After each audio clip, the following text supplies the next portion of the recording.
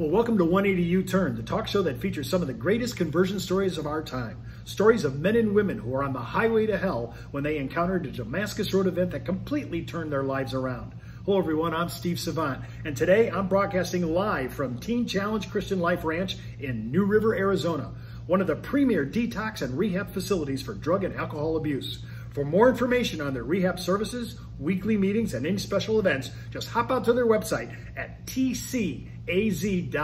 That's T as in teen, C as in challenge, AZ, Arizona.org. And if you want to write me at the show, my email address is Steve at 180uturn.com. That's Steve at 180YOUTURN.com, and I'll be happy to answer your questions, and I love your exhortations and your verses that you send me. It's just great.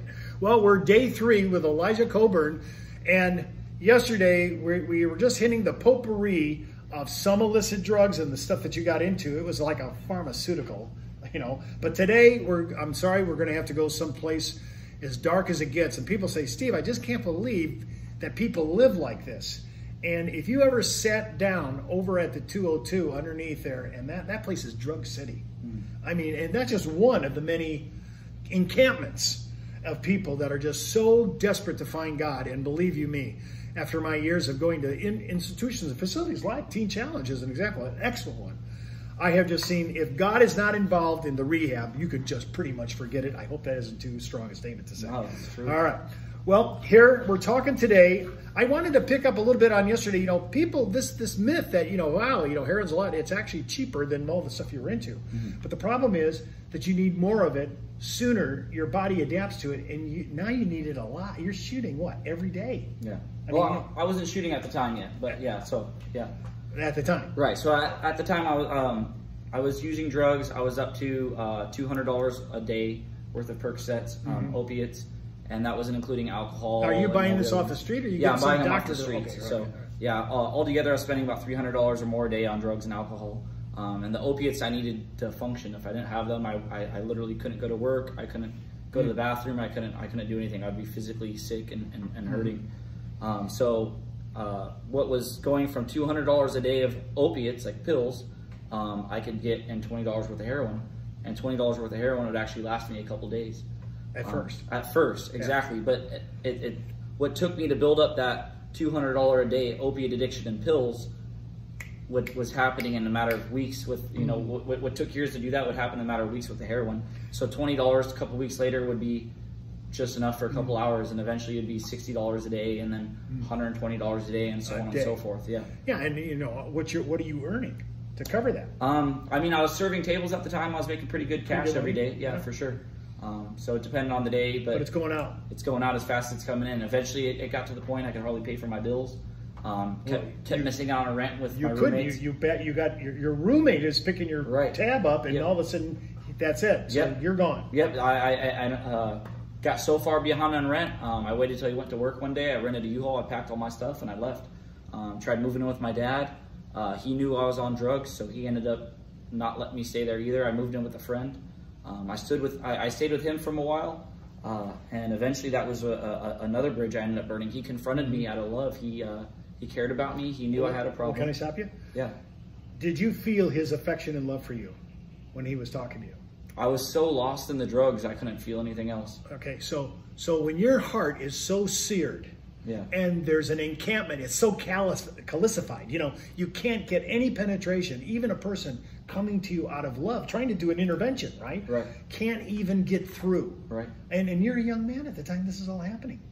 How can you get, this is where some people think, hey, Steve, how can people be so numb? Listen, let me tell you something. Drug addiction is a very demonic state. It's not a lightweight issue. It's not just chemical. It's not just physiological. There are spiritual issues, and I've said this many times on the show, and guys just jump me for this, but I'm just going to keep saying it. The Greek word for sorcery in the New Testament is pharmakos, which is our translation for pharmacy or pharmaceuticals. And there's no doubt in my mind that dope at this level that you're talking about opens you up to the demonic realm. Would you agree with that? Yeah, I definitely would to some extent. It twists you up. It turns you into something something that's not you to someone else, for sure. Well, and now you're burning relationships. Now it's one thing, it affects you. Right. Now it's affecting everyone and everything around you. Everything around you. And at least we can say for your story, at least, Elijah, not married, no kids. Right. Right? I've had people come through the show and everybody is desperate to wonder how could you put your addiction before every other thing, including food for your children and living in the squalor that you allowed it to happen. I mean, that's just mind-blowing. But at least in your case, but it's not just you now. He says, hey, I'm an island unto myself. You know, I'm not causing any rippling effects, but everything we do butts up against other people and relationships. So this started to hurt that. And you actually, even though you were making good money and so forth at the restaurant and so forth, good tippings, right? Like, you know, I'm thinking Ruth Chris is a great place to go. You went to jail for your first time. Yeah. I went to jail on and off throughout this. First time I went to jail, it was for marijuana, like when I was 18 or something like that, before I did harder drugs. A little bit after that, I went to jail for shoplifting. Around this No, you're shoplifting because you need money. No, not at the time. It's just for sport. Just for sport, way back then. This point, it started progressing. I got to the point where I stopped going to work. I started using methamphetamines, and well, why did you trade up for that? Like once you start getting into that world, they're just so close together. You know what I mean? Like the meth and the heroin, everyone kind of uses both of them. And I would describe it like heroin is something that will enslave you to it and make you subservient to it, whereas methamphetamines like takes you and it twists you into something you're not. And when I started using meth, I had never done any crime. Well, what if you don't know who you are? What is it twisting then? I mean, if you don't even know who you are. Something wicked and evil, for sure. I would say. Yeah. And here's another point. I don't want to sidestep this because this is, in a lot of the testimonies and stories that we hear from people who have got into deep addictions, they always tell me that they shoplifted to pay for their addiction. That was the reason why they were going and ripping retail companies and so forth. Eventually it led to that. But at the beginning, you know, it ticks off the public when they hear somebody say, yeah, this is like a game. You know, I'm just shoplifting to see how much I can steal and not get caught, right? Yeah. People kind of get, they don't like that you're doing it for the addiction issue, but at least they understand it, right? So this is where you get into this thing where all moral boundaries are gone. All of them. All walls are down. Every single one of them. Every bridge now to anybody that loved you is burned to the ground. Yep. Right. By the way, that's one of the biggest things. I don't want to get into it now, but probably tomorrow. Bridge building is one of Jesus's biggest attributes. I gotta say, he is so good at restoring. Well, okay, we'll get it tomorrow. Okay, so you're sitting there involved in meth, and it's changed you. And first you probably didn't know who you were, but now you really don't know what's going on. Right. And on top of that, you're just outside the suburbs of trying heroin. So talk to me. No. You've already gone through that. So I went from the opiates to the heroin. While I was still living with my roommate. And that kind of pushed me out to moving out of my roommate's house. The heroin just became more and more expensive. I moved in with my roommate. He kicked me out because he confronted me because he cared. He wanted me to get help. And then I ended up moving with my drug dealer. While I was living there, my drug expense was so much I couldn't afford to have my own place. And that's when I started using meth. Meth just continued to turn me into just more and more of a... Well, where are you living? After using meth for a little bit, even my drug dealer had to kick me out. I wasn't someone that he trusted to be around or to even have at his house. And we're talking about someone that sells heroin and meth. You know, he's not necessarily the best type of person. Yes, when you've been kicked out of the drug dealer's house, you are lower on the ladder of human existence, right? You're about as low as it gets. Yes, sir. By the way, I love the assault of heaven, how heaven can go down to some guy's pit that he dug himself, deeper than deep. And God's arm is not too short that he can pull you out. I mean, just keep in mind, we're getting to Thursday tomorrow, but I want to give some joy here in the case because it's getting bad. Yeah. And then, you know, when you're talking about going and stealing now you're stealing. Now it's not a game anymore. Yeah, so I get to the point where I'm homeless now. I lost my job. I stopped going to work. And I started going to crime to pay for my addiction. Stealing things out of cars, stealing things out of people's houses.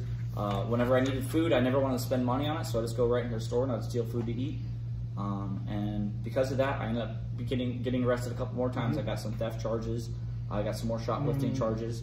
I was in and out of the jail. It was never longer than a month. at the time, just enough for me to get forced the detox and get back out and get right back into my mess. I was homeless on the streets. I was literally sleeping in washes. I would sleep behind 7-Eleven, Circle K. Had no one that I knew that was around that cared. And on top of that, you know, not that Phoenix is the winter wonderland, but it's cold out there in the winter. Well, I mean, still, you know, I mean, it's not winter in the Midwest and the North. The summers are really bad. For sure. Well, at least you're underneath the 202 or whatever it is. Right. Yeah, I mean, I living homeless, no shower. You're scoping toilet paper out in a public john. I mean, this is where you're scavenging. Yeah. I mean, really. Yeah. And so I'm looking at how miserable a person gets, and now you're making some kind of conversation. You're trying to make a contact back to your mom, right? No, not yet. Not at this still point. not yet. Yeah, Oh my nope. gosh. I still wanted nothing to do with my family. I didn't want to talk to them. They ended up actually trying to have an intervention with me. They sat down and was like, "Hey, Elijah, you obviously are on drugs and you need help."